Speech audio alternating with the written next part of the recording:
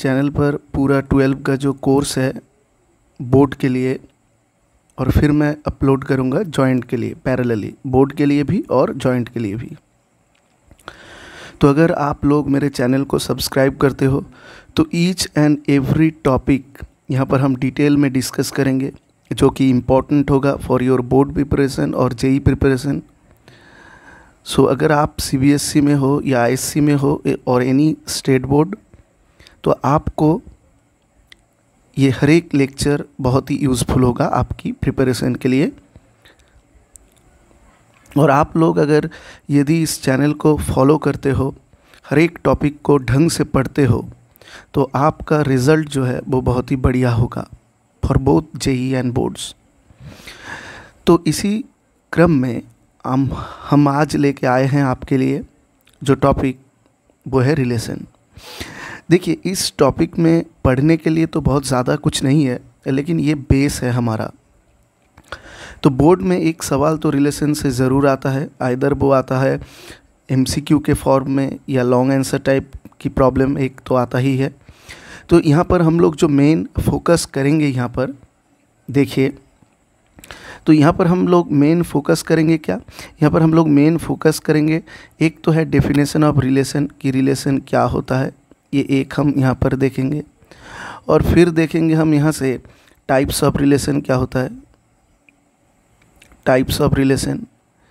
फिर उसके बाद हम यहाँ पर देखेंगे कि कैसे हम कोई भी एक गिवन कंडीशन अगर कुछ दिया हो, कोई सेट के अंदर कुछ डिफाइन किया हो, तो उसको कैसे हम इक्विवेलेंस रिलेशन या कोई भी टाइप का रिलेशन वो है तो उसको हम कैसे प्रूफ करें। तो मेन मोटो इस टॉपिक का जो है वो है types of relation, that is the most important topic in this chapter. तो आप लोग ये चैप्टर से मान के चलिए एक क्वेश्चन तो ज़रूर आएगा, और यहाँ पर मैं दो प्रोसेस डिस्कस कराऊंगा। एक तो होगा आपकी जेई मेन के लिए और जेई एडवांस के लिए, और एक होगा जो हमारे बोर्ड में हम कैसे इसको सॉल्व करेंगे, वो भी मैं यहाँ पर बताता चलूँगा। तो एक तो हम रूटीन जो वे है पढ़ने का, जो हम बोर्ड में पढ़ते हैं, तो वैसे पहले हम देख लेंगे कि रिलेशन क्या होता है, टाइप्स ऑफ रिलेशन कौन कौन से है, कैसे हम प्रूफ करेंगे। कोई भी एक कंडीशन अगर हमको दे दिया है, डिफाइन कर दिया है, कोई भी रिलेशन हमको दे दिया है, तो वो कौन से टाइप में पढ़ रहा होगा, तो वो आप लोगों को बहुत अच्छे तरीके से पता होना है। तो चलिए चलते हैं, देखते हैं क्या है रिलेशन। देखिए, रिलेशन क्या है, रिलेशन है मेनली दो सेट के बीच में। अगर मान लीजिए कोई एक सेट है ए और कोई यहाँ पर सेट है बी, तो इन दोनों सेट के बीच में अगर मैं कोई एक कनेक्शन यहाँ पर हम एज्यूम कर ले कि ऐसे कुछ एक तरीक़ों से कि ये दो सेट कनेक्टेड है, तो हम उसको बोलेंगे रिलेशन। तो रिलेशन जानने के लिए यहाँ पर दो चीज़ इंपॉर्टेंट है। एक है Cartesian product between two set. देखिए, वो क्या होता है कि मान लीजिए ए सेट में मेरा एलिमेंट है 1, 2 एंड 3, और बी सेट में मेरा एलिमेंट है, मान लीजिए ये ए सेट हो गया, और ये दोनों सेट को नॉन एम्प्टी होना पड़ेगा, मीन्स कुछ ना कुछ एलिमेंट इसके अंदर होना पड़ेगा। तो ये मान लीजिए है पी क्यू आर। तो अगर हम यहाँ का कार्टेशियन प्रोडक्ट की बात करें तो हम उसको डिनोट करते हैं ए क्रॉस बी। तो ये क्या होगा, कार्टेशियन प्रोडक्ट मीन्स एक ऑर्डर्ड पेयर के फॉर्म में हम ये दोनों सेट के बीच में जो कनेक्शन है, जो एलिमेंट है, हम उसको इनलिस्ट करेंगे। तो पहले सेट ए क्रॉस बी मतलब ए से बी में। तो देखिए, ए से ए का जो एलिमेंट है वो 1 है, 2 है, 3 है। तो देखिए, हम कितना कनेक्शन बना सकते हैं बी के साथ। तो पहले हम चूज़ करते हैं 1, तो 1 के साथ ये तीनों कनेक्टेड होगा। तो 1, पी, इसको हम कहते हैं ऑर्डर्ड पेयर। ये फर्स्ट ब्रैकेट के अंदर हम एक ऑर्डर मेंटेन करके लिख रहे हैं फ्रॉम ए टू बी। तो 1, पी होगा, 1, क्यू होगा, फिर 1, आर होगा। सिमिलरली अगर 2 को ले तो 2, पी होगा, और यहाँ से 2, क्यू होगा, फिर यहाँ से 2, आर होगा। इस तरीके से ये यहाँ पर टोटल, सिमिलरली 3 से 3, पी होगा, 3, क्यू होगा, और 3, आर होगा, 3, आर होगा। तो ये टोटल एलिमेंट कितना है, 9 एलिमेंट है, क्योंकि ए सेट में 3 एलिमेंट है, बी सेट में 3 एलिमेंट है। तो total n of A cross B means A cross B में जो नंबर ऑफ एलिमेंट होगा वो 3 × 3 हमारा 9 एलिमेंट यहाँ पर होगा। आई होप यहाँ तक सबको क्लियर है। तो ये हो गया हमारा कार्टेशियन प्रोडक्ट। और अगर यदि हम ए सेट से बी सेट के बीच में कोई एक रिलेशन डिफाइन करना चाहे तो वो रिलेशन को हम ऐसे डिफाइन कर सकते हैं कि रिलेशन में जो जो एलिमेंट आएगा तो वो एलिमेंट हमको ये जो कार्टेशियन प्रोडक्ट के अंदर जो जो एलिमेंट आया है उससे हमको सिलेक्ट करना पड़ेगा। अगर कोई भी एलिमेंट हम इस सेट से बाहर ले लेते हैं, ए क्रॉस बी के जो सेट है उसे बाहर ले लेते हैं, तो वो रिलेशन नहीं होगा। तो मान लीजिए हम यहाँ से कोई भी एक या दो या सब एलिमेंट को हम चूज़ कर सकते हैं। मैंने चूज़ किया 1, P और मैंने चूज़ किया लास्ट जो एलिमेंट था 3, R। और मैं अब पूछ रहा हूँ आपसे कि ये R क्या रिलेशन होगा from A to B? Yes होगा, क्योंकि मैंने अभी बताया कि रिलेशन होने के लिए पहला जो हमारा कंडीशन होता है वो होता है R is a subset of A cross B. तो आप सभी को सबसेट का जो डेफिनेशन है वो आता है कि every element in set R is present in the set A cross B। तो R में जो एलिमेंट होगा वो A क्रॉस B में होना चाहिए। तो यहाँ पर देखिए A क्रॉस B में 1, P और 3, R है, तो हमने वहाँ से दो एलिमेंट या आप सब एलिमेंट लेके 2, 3 या 4 जितना भी आप एलिमेंट ले सकते हैं A क्रॉस B से लेके आप एक रिलेशन बना सकते हैं। तो रिलेशन होने के लिए पहला जो कंडीशन होता है वो होता है R को R is a subset of A cross B, ये मैंडेटरी होता है। अगर ये नहीं होगा तो हम आर को रिलेशन नहीं बोल पाएंगे। ये हो गया हमारा डेफिनेशन। तो अब अगर आप लोग डेफिनेशन लिखना चाहें तो लिख सकते हैं कि A and B are two non empty set, A and B are two non empty set, are two non empty set, non empty set, non empty set, and R is called a relation from A to B. R is called a relation from A to B, from A to B if, this is the most important line, if R is a subset of A cross B. तो ये तो हो गया relation का definition. अब यहाँ पर हम देखेंगे कि अभी हमने दो सेट डिफाइन करके उसके बीच में हमने रिलेशन डिफाइन किया, लेकिन अब जो हम करेंगे किसी एक सेट, अगर मान लीजिए ए हम एक सेट लेते हैं तो उस सेट से उसी सेट में हम रिलेशन डिफाइन करेंगे। मान लीजिए मैंने ए सेट उठा लिया और अब हम रिलेशन डिफाइन करेंगे इस सेट से ए के बीच में। ये हम अगर ए से ए सेट के बीच में हम रिलेशन डिफाइन यहाँ पर हम करेंगे, तो ए से बी नहीं, दो डिफरेंट सेट नहीं लेंगे, हम कोई एक सेट लेके उसी से उसका कार्टेशियन प्रोडक्ट निकाल के हम एक रिलेशन डिफाइन करेंगे यहाँ पर। ठीक है, तो यानी कि यहाँ पर क्या होगा, R is a subset of, क्या होगा यहाँ पर B तो A बन गया, तो R is a subset of A cross A। तो अब हम देखेंगे यहाँ पर कि टाइप्स ऑफ रिलेशन ये क्या होता है। देखिए टाइप्स ऑफ रिलेशन में हमारा पहला जो इम्पोर्टेंट टाइप है वो है रिफ्लेक्सिव रिलेशन। रिफ्लेक्सिव बोर्ड में जो है मैं यहाँ पर वही बताऊँगा, क्योंकि रिलेशन यहाँ पर बहुत सारा है। रिफ्लेक्सिव है, इररिफ्लेक्सिव है, सिमेट्रिक है, एसिमेट्रिक है, एंटी सिमेट्रिक है, ट्रांजिटिव है, लेकिन हमारे सिलेबस में जो है वो है रिफ्लेक्सिव, फिर है सिमेट्रिक, फिर है सिमेट्रिक और फिर एक लास्ट है हमारा ट्रांजिटिव रिलेशन। ट्रांजिटिव रिलेशन, सो एक होगा रिफ्लेक्सिव, तो होगा सिमेट्रिक और लास्ट में एक होगा हमारा क्या, ट्रांजिटिव रिलेशन। आई होप यहाँ तक सबको क्या है, क्लियर हो गया है ट्रांजिटिव रिलेशन। तो मैंने बताया कि इस रिलेशन से बाहर भी रिलेशन होता है, वो होता है इररिफ्लेक्सिव, एसिमेट्रिक, एंटीसिमेट्रिक और ट्रांजिटिव। ट्रांजिटिव तो सिलेबस में है, सिमेट्रिक भी है और रिफ्लेक्सिव भी है। नहीं क्या है, इररिफ्लेक्सिव नहीं है, एसिमेट्रिक नहीं है, एंटीसिमेट्रिक नहीं है।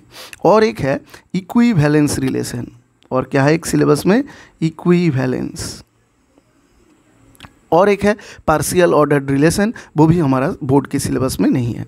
तो चलिए एक एक करके हम देखते हैं। आज मैं पूरा रिलेशन का आपको रिवाइज़ कराऊंगा, फार्मूला भी आप देख लेना और कुछ एक सम भी ज़रूर कराऊंगा। और कल हम लोग अपलोड करेंगे फंक्शन के ऊपर। तो अगर आप लोग ये चैनल से आप लोगों को बेनिफिट होता है तो मुझे कमेंट करके ज़रूर बताइएगा आप लोगों को क्या चाहिए, और आप लोग मेरे चैनल को सब्सक्राइब ज़रूर कर दीजिएगा। तो चलिए चलते हैं रिफ्लेक्सिव। तो देखिए पहले रिफ्लेक्सिव क्या होता है उसको समझिएगा। देखिए रिफ्लेक्सिव क्या होता है, पहले हम लिखते हैं रिफ्लेक्सिव। रिफ्लेक्सिव क्या होता है, पहले हम डेफिनेशन लिख लेते हैं रिफ्लेक्सिव का। तो रिफ्लेक्सिव मीन्स कि आर, ये रिलेशन है, R is called reflexive relation, reflexive relation on set A. अब हम देखिए डिफाइन कर रहे हैं एक से ए के बीच में, ए बी नहीं, दो डिफरेंट सेट नहीं ले रहे हैं, ए सेट के अंदर ही हम डिफाइन कर रहे हैं relation. R is called reflexive relation on set A if A comma A belongs to R for all A belongs to the set capital A. इसको आप इस तरीके से भी लिख सकते हैं, A related to A for all A belongs to the set capital A. तो ये तो था डेफिनेशन। चलिए अब इसको हम देखते हैं कि क्या कह रहा है। देखिए रिफ्लेक्सिव के मतलब जो होता है वो है, रिफ्लेक्सिव का जो मतलब होता है वो आप देखिए कि मान लीजिए मेरे पास एक सेट है कैपिटल ए, तो उसमें हमने एलिमेंट ले लिया 1 2 3 और हम इस सेट से, इसी सेट में हम एक रिलेशन डिफाइन कर रहे हैं। तो 1 2 3 से हम 1 2 3 के बीच में, तो पहले एक रिलेशन हम डिफाइन करते हैं, R is equal to 1 1 and 2 2 and 3 3 and 2 3, ये हम डिफाइन कर लेते हैं। और मैं आप पूछता हूँ आपको, क्या आर रिफ्लेक्सिव होगा ऑन द सेट ऑफ ए? तो देखिए पहले आप लोगों को तो ये ज़रूर देख लेना चाहिए, क्या आर क्या subset of A cross A हो रहा है। अगर हो रहा है तभी ये रिलेशन बनेगा और तभी हम रिफ्लेक्सिव चेक कर सकते हैं। तो आइए देख लेते हैं ए क्रॉस ए क्या होगा। तो ए क्रॉस ए क्या, अभी मैंने बताया था कि ए एक सेट है जिसमें एलिमेंट है 1 2 3 और एक सेट है यहाँ पर ए, उसमें भी एलिमेंट क्या है 1 2 3। तो कार्टेशियन प्रोडक्ट क्या होगा ए से ए तक, तो उसका कार्टेशियन प्रोडक्ट आप सब लिख सकते हो 1 1 1 2 1 3 1 3 और फिर यहाँ से हो गया 2 1 2 2 और क्या होगा 2 3, सिमिलरली 3 1 3 2 3 3 एंड सो ऑन। तो आप लिख लीजिएगा कॉपी पे अपना। तो अब देखिए जो हमने रिलेशन यहाँ पर लिखा है, तो ये आपको गिवन होगा क्वेश्चन में, ये दे दिया जाएगा। तो आप सिर्फ चेक कर लेना क्या R subset of A cross A हो रहा है। ऑफ कोर्स हो रहा है, क्योंकि देखिए मैंने जो एलिमेंट उठाया है 1 1 ये प्रेजेंट है ए क्रॉस ए में, 2 2 भी प्रेजेंट है और 3 3 2 3 सब कुछ प्रेजेंट है, यानी कि आर एक रिलेशन होगा।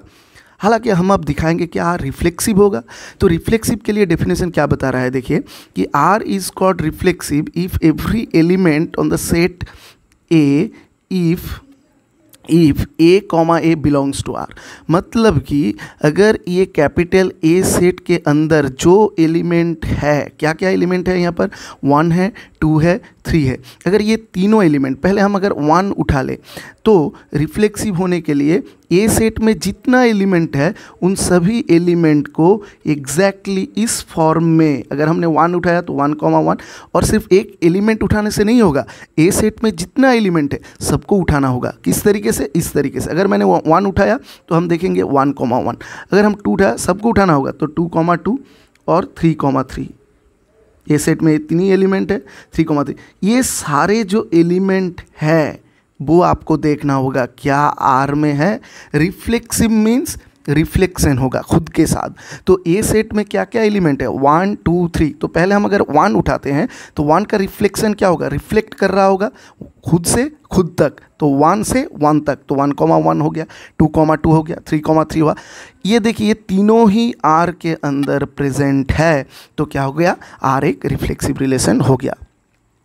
और इसको आप डायग्राफ से भी कर सकते हैं। और एक मेथड देखिए डायग्राफ देखिए यहाँ पर क्या होता है। डायग्राफ में हम क्या करते हैं, देखिए कि ए सेट में जो एलिमेंट है उसको हम से ऐसे लिख लेते हैं 1 2 3, इसको कहते हैं हम वर्टेक्स। इसको 1 2 3 ए सेट में जो एलिमेंट है उसको हम कहते हैं वर्टेक्स। अब चलते हैं, देखिए इसका और एक मेथड ये शॉर्टकट है।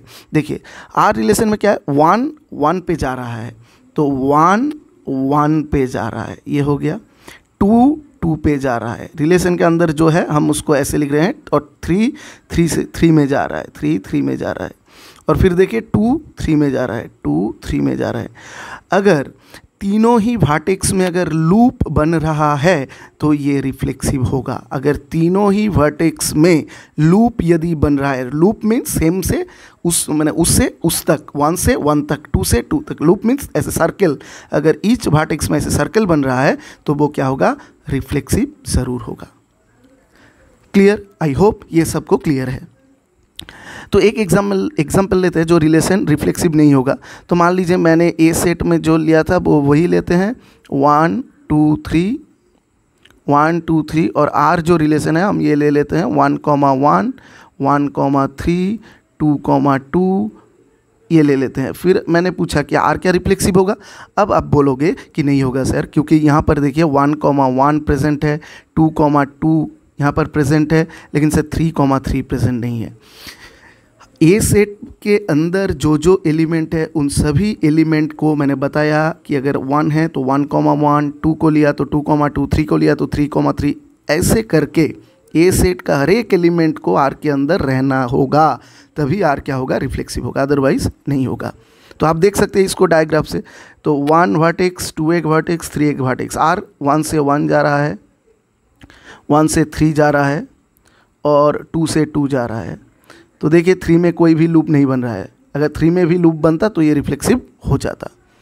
ये हो गया रिफ्लेक्सिव का। अब चलिए चलते हैं सिमेट्रिक के बारे में। सिमेट्रिक देखिए क्या होता है। सिमेट्रिक का मतलब होता है कि अगर आर एक रिलेशन है from on A set capital A, so if, यहाँ पर हम बोल रहे हैं कि if A related to B that implies B also related to A. अगर ए बी अगर आर में है तो बी ए को भी आर में रहना होगा। इसको ऐसे भी हम लिख सकते हैं कि if a b belongs to R that implies b a also belongs to R. अगर ए बी आर में है तो बी ए को भी रहना पड़ेगा। तो देखिए एक एग्जांपल लेते हैं कि ए हम सेट ले लेते हैं, वो सेम सेट ले लेते हैं 1 2 3, और आर एक रिलेशन हम मान लेते हैं कि 1 1 1 3 3 1 2 1 और 1 2। अब हम देखेंगे कि आर सिमेट्रिक हो रहा है कि नहीं हो रहा है। देखिए सिमेट्रिक के लिए क्या बोला था कि ए बी अगर आर में है, देखिए ए बी 1 1 आर में है, तो इसको अगर हम रिवर्स कर दें बी ए, तो 1 1 ये आर में है, तो ये क्या होगा। अब देखते हैं कि 1 3 भी प्रेजेंट है, तो सिमेट्रिक होने के लिए 3 1 को भी रहना होगा। हाँ 1 3 है और 3 1 भी है। 2 1 है, अगर ए भी है तो 1 2 को भी रहना होगा। हाँ है, तो ये सिमेट्रिक है, बिल्कुल सिमेट्रिक है। तो अगर आप इसको डायग्राफ से देखोगे तब भी ये होगा। तो 1 2 3 ये तीनों वर्टेक्स हो गया। 1 कहाँ पे जा रहा है, 1 पे ये लूप बन गया। 1 से 3 तक, 1 से 3 तक, 3 से 1 तक, 3 से 1 तक, 2 से 1 तक, 2 से यहाँ तक 1 तक हो गया, 1 से 2 तक। तो देखिए अगर सिमेट्रिक के लिए क्या बोल रहा है डायग्राफ में कि अगर कोई भी वर्टेक्स से हम कोई भी वर्टेक्स में जा सकते हैं तो उस वर्टेक्स से फिर से पहले वाले वर्टेक्स में आ भी सकते हैं। देखिए हम 1 से 3 तक जा सकते हैं, 3 से क्या 1 से 1 में पहुंच सकते हैं, हाँ पहुंच सकते हैं, तो ये सिमेट्रिक हो गया। अगर कोई भी वर्टेक्स से किसी भी वर्टेक्स में अगर हम जा सकते हैं तो आना भी चाहिए, तभी उसको हम सिमेट्रिक बोलेंगे। तो ये हो गया सिमेट्रिक। अब चलते देखते हैं क्या होता है ट्रांजिटिव। देखिए ट्रांजिटिव क्या बोल रहा है कि वो same R is a relation define on set capital A. मैंने बताया था कि एक ही सेट के अंदर हम डिफाइन करेंगे। तो यहाँ पर बोल रहा है कि ए बी ये अगर आर में है और एंड बी सी ये भी अगर आर में है, तो हमको दिखाना होगा कि अगर दैट इम्प्लाइज ए सी को भी आर में रहना होगा। अगर मान लीजिए कि ए बी कोई एक एलिमेंट है वो आर में है, बी सी भी आर में है, तो ए सी को भी ज़रूर रहना है। तो एक एग्जांपल देखते हैं। आर ए सेट में मैंने वही ले लिया 1 2 3, और आर को मैंने मान लिया कि 1 1 1 2 और 3 2 और 2 3।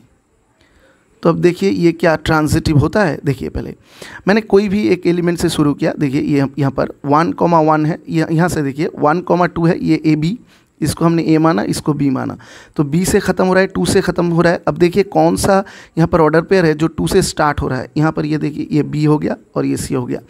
तो ए बी है आर में, बी सी भी आर में, तो क्या ए सी आर में है, 1 3 क्या आर में है, नहीं है, तो ये ट्रांजिटिव नहीं होगा। तो इस तरीके से आपको चेक करना होगा, हर एक एलिमेंट के साथ आपको कॉम्बिनेशन करना होगा कि ए बी है, बी सी है, तब क्या ए सी है, अगर यदि ए सी होगा तो ये आर ट्रांजिटिव हो जाएगा। क्लियर। और इसको अगर डायग्राफ से भी आप देखेंगे तो देखिएगा वो ये होगा 1, ये 2, ये 3, तो देखिए ये क्या बोल रहा है, 1 1 में जा रहा है, ठीक है, 1 2 में जा रहा है, ठीक है, और फिर 3 2 में जा रहा है, ठीक है, यहाँ पर आ रहा है, और 2 3 में जा रहा है, देखिए 2 3 में जा रहा है। तो हम देखिए 1 से 2 जा सकते हैं, ए से बी जा सकते हैं, 2 से 3 जा सकते हैं, बिल्कुल। तो ए बी हो गया, बी सी हो गया, तो ए सी भी होना पड़ेगा, तो 1 से भी 3 में तो जाना पड़ेगा। तो यहाँ पर कोई भी रास्ता नहीं है ताकि हम 1 से 3 तक जा सके, तो ये ट्रांजिटिव नहीं होगा।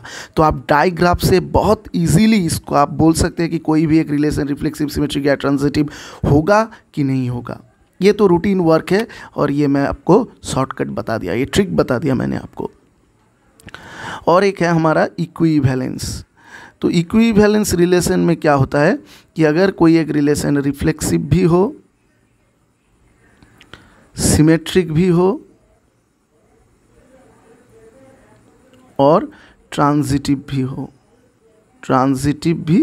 हो, तब उसको हम क्या बोलेंगे, इक्विवेलेंस बोलेंगे।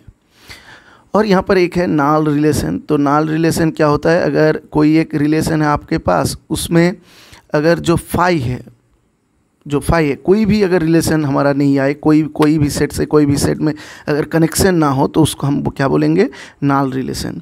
यूनिवर्सल रिलेशन क्या होगा, अगर यूनिवर्सल रिलेशन, अगर मान लीजिए मैंने डिफाइन किया ए से बी में, तो अगर हम ए क्रॉस बी निकालते हैं, अगर ये subset of A cross B ही हो जाता है, अगर हमने मान लीजिए ए क्रॉस बी जो निकाला उसी को अगर आर ले लेते हैं उसी को अगर आर ले लेते हैं, तो हम उसको कहेंगे यूनिवर्सल रिलेशन। जस्ट इसको याद रखना, ये काम का नहीं है, हमारा काम का इतना तक था।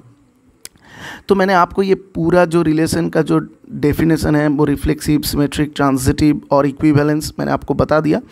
इसके बाद और थोड़ा कुछ है, लेकिन वो हमारा बोर्ड के हिसाब से वो इम्पोर्टेंट नहीं है, तो इसके ऊपर हम कुछ सम अभी करेंगे, तो देखेंगे आपके, ताकि आपको ये पूरा टॉपिक क्लियर हो जाए। तो मान लीजिए मैंने कोई एक रिलेशन लिया है कि लेट आर बी अ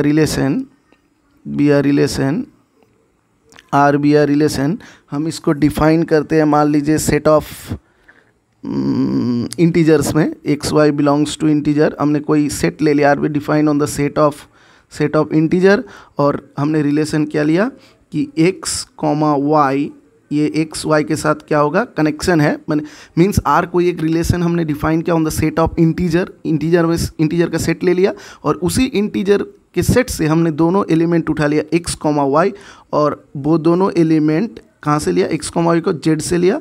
अब देखेंगे ये दोनों एलिमेंट कैसे रिलेटेड हैं, क्वेश्चन में दे दिया, ये दोनों एलिमेंट ऐसे रिलेटेड हैं कि x Y greater equal to 0, तो आपको दिखाना है कि ये कौन सा रिलेशन होगा, तो ऐसे आपको प्रॉब्लम देगा वो।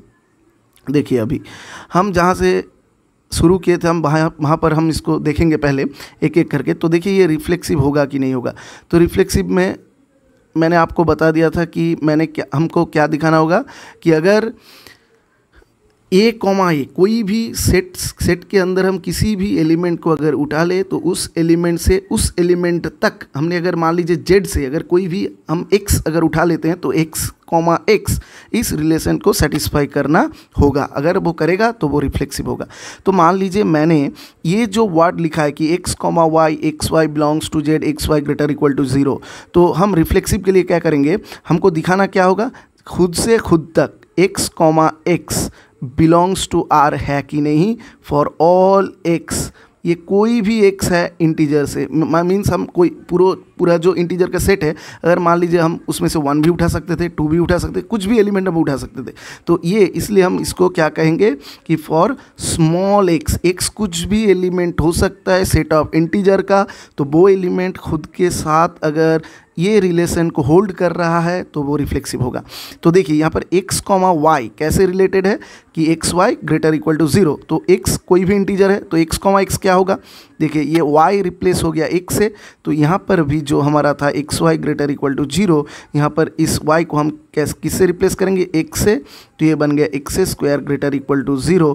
हमको मालूम है कि कोई भी एक इंटीजर के लिए अगर कोई भी आप इंटीजर ले लो तो ये ज़रूर होल्ड होगा। तो ये क्या बन गया, तो x कॉमा x इस रिलेशन को सेटिस्फाई कर रहा है, तो ये रिफ्लेक्सिव बन गया। अब देखिए सिमेट्रिक के लिए हमने क्या बताया था, तो सिमेट्रिक के लिए हमने बताया था कि अगर ए बी अगर आर में है तो बी ए भी आर में होगा। तो हम दिखाएंगे अभी कि एक्स वाई अगर इस रिलेशन को सेटिस्फाई कर रहा है तो that implies y comma x ये भी इस रिलेशन को सेटिस्फाई करेगा कि नहीं। अगर करेगा तो सिमेट्रिक होगा, अगर नहीं करेगा तो नहीं करेगा। तो एक्स वाई, तो मान लीजिए एक्स वाई कोई भी एक सेट ऑफ इंटीजर से लिया है, तो एक्स वाई कैसे कनेक्टेड है, क्वेश्चन में गिवन है कि x Y greater equal to 0, तो हमको दिखाना होगा। तो देखिए अभी x Y greater equal to 0, इसको अगर हम ऐसे लिखे y into x greater equal to 0, ये भी ट्रू होगा क्योंकि x की जगह पर y की जस्ट इसको हमने रिवर्स कर दिया, x y is same as y x, तो ये क्या हो गया y x greater equal to 0। इसका मतलब क्या हो गया, अगर हम यहाँ से लिखते हैं कि एक्स वाई कैसे रिलेटेड है, x Y greater equal to 0, तो वाई एक्स क्या होगा, means y x greater equal to 0। तो देखिए हमारा तो यहाँ से y x greater equal to 0 आ गया, that means y comma x also belongs to R. तो हमने स्टार्ट किया था एक्स कॉमा वाई से, हम पहुँच गए वाई कॉमा एक्स तक। तो एक्स कॉमा वाई यदि आर में है तो वाई कॉमा एक्स भी आर में होगा, तो ये सिमेट्रिक बन गया। अब देखिए ट्रांजिटिव, ये ट्रांजिटिव थोड़ा मुश्किल है, ये देखिए आप। तो मान लीजिए कोई भी x कॉमा वाई यदि R में है तो ए बी और मैंने बताया था बी सी, तो सी यहाँ पर हम कोई भी एक एलिमेंट एज्यूम कर लेते हैं कि y कॉमा जेड यदि R में है तो हमको दिखाना है कि x कॉमा जेड R में है कि नहीं है। अगर होगा तो ये ट्रांजिटिव होगा, अगर नहीं है तो नहीं होगा। तो देखिए x कॉमा वाई क्या होगा, रिलेशन दिया है x Y greater equal to 0 and यहाँ से हम लिख सकते हैं कि y z is also greater equal to 0। तो हमको अभी दिखाना है कि एक्स जेड ये क्या ग्रेटर इक्वल टू 0 होगा। तो इन दोनों से आप देखिए एक्स वाई 0 से बड़ा है, वाई जेड 0 से भी बड़ा है, तो एक्स वाई 0 से बड़ा है, वाई जेड 0 से बड़ा है। तो यहाँ से हम क्या लिख सकते हैं कि x Z greater equal to 0 हो सकता है कि नहीं हो सकता है, थोड़ा सोच के बताइएगा। देखिए एक्स वाई दो इंटीजर का प्रोडक्ट ग्रेटर इक्वल टू 0, यहाँ पर भी दोनों इंटीजर का प्रोडक्ट ग्रेटर इक्वल टू 0। तो ये तभी पॉसिबल है यदि ये दोनों एक्स वाई यदि पॉजिटिव हो ये और एक्स कॉमा वाई नेगेटिव हो। तो मान लीजिए if this x and this y is negative and this y this z is also negative, फिर अगर हम एक्स जेड की बात करें तो वो भी क्या होगा, पॉजिटिव ही होगा। तो ये हमेशा ही होल्ड करेगा, ये x Y greater equal to 0, Y Z greater equal to 0, तो हमेशा ही X Z greater equal to 0 होगा, हमेशा ही होगा। अगर आप एक्स को नेगेटिव लेते हो, वाई को नेगेटिव लेते हो, यहाँ पर अगर जेड को भी नेगेटिव ले लेते हो, तो अगर एक्स जेड दोनों नेगेटिव नंबर उसको अगर प्रोडक्ट करोगे तो पॉजिटिव आ जाएगा। और फिर ये भी आप सोच सकते हो कि एक्स को पॉजिटिव लिया, वाई को पॉजिटिव लिया तो प्रोडक्ट पॉजिटिव, वाई को यहाँ पर पॉजिटिव, जेड को पॉजिटिव, प्रोडक्ट पॉजिटिव, तो एक्स जेड तो दोनों पॉजिटिव है, उन लोगों को अगर प्रोडक्ट करोगे तो पॉजिटिव ही आएगा। तो ये सिमेट्रिक हो गया। तो ये एक एग्जांपल मैंने लिया जो क्या है इक्विवेलेंस। फिर और एक हम देखते हैं कि मान लीजिए हमारा जो प्लेन है उस प्लेन में कोई भी दो ट्रायंगल है T1 और T2, और ये दोनों ट्रायंगल कैसे रिलेटेड है कि ये जो रिलेशन है दोनों ट्रायंगल का वो रिलेटेड है इस तरीके से, T1 is congruent to T2। तो ये रिलेशन क्या होगा, देखिए तो रिफ्लेक्सिव के लिए हमने क्या बताया था कि T1 x कॉमा x, तो यहाँ पर रिलेशन किसके बीच में, T1 और T2। तो रिफ्लेक्सिव होने के लिए T1 कॉमा T1 इसको ये रिलेशन को होल्ड करना होगा अगर रिफ्लेक्सिव है तो। तो देखिए क्या लिखेंगे, T1 इज़ कॉन्ग्रुएंट टू क्या लिखेंगे T1, क्यों, क्योंकि यहाँ पर T1 T2 था, यहाँ पर दोनों T1, तो ये T2 T1 में कन्वर्ट हो जाएगा। तो क्या कोई एक ट्रायंगल खुद के साथ कॉन्ग्रुएंट नहीं है, यस ऑफ कोर्स है, तो ये रिफ्लेक्सिव बन गया। सिमिलरली अगर T1 कॉमा T2 ये अगर रिलेशन में है तो ट्रांजिटिव के लिए आपको क्या दिखाना होगा कि T2 comma T1 also belongs to R है कि नहीं है। तो आप देख सकते हैं कि T1 अगर कॉन्ग्रुएंट टू T2 है that implies T2 is also congruent to T1। अगर T1 T2 के साथ कॉन्ग्रुएंट है तो this implies T2 is also congruent to T1। तो ये तो ट्रांसिमेट्रिक हो गया। और ट्रांजिटिव के लिए T1 T2 अगर R ये रिलेशन को सेटिस्फाई कर रहा है एंड T2 T3 अगर ये रिलेशन को सेटिस्फाई कर रहा है तो हमको दिखाना होगा T1 T3 क्या कर रहा है कि नहीं। तो T1 क्या है, कॉन्ग्रुएंट टू T2 है। T2 T3 क्या है, T2 is congruent to T3 है। सो यहाँ से हम लिख सकते हैं ऑब्वियसली कि T1 is congruent to T3, so that implies T1 is congruent to T3। So that means T1 क्या होगा, T1 T3 इस रिलेशन को सेटिस्फाई कर रहा है। तो ये था कुछ एक एग्जाम्पल और ये था टोटल ओवरऑल व्यू इस चैप्टर का। तो अगर ये वीडियो आप लोगों को अच्छा लगे तो ज़रूर ये चैनल को सब्सक्राइब कीजिएगा, शेयर कीजिएगा ज़्यादा से ज़्यादा, ताकि बहुत सारे बच्चों की हेल्प हो जाए। और अगर कैसा लगा ये वीडियो तो ज़रूर लाइक करके बता दीजिएगा, मुझको भी मोटिवेशन मिलेगा और ज़्यादा वीडियो लाने के लिए।